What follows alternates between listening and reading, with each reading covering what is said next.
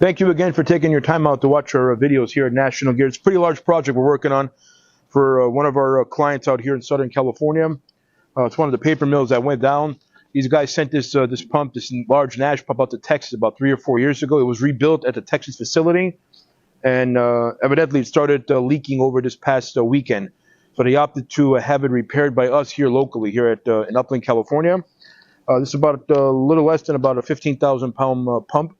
It's a Nash 9000, I believe it's a 2G model. What we're going to do is basically do a full rebuild. Start tearing apart the drive side, replacing bearings and seals, mechanical seals and so forth, re-going through some of the gearing, making sure all the gears are within spec, within tolerance.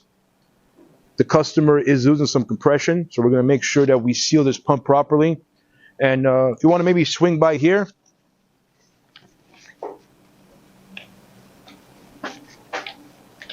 some of our larger projects we tend to repair here outside, a little more elbow room.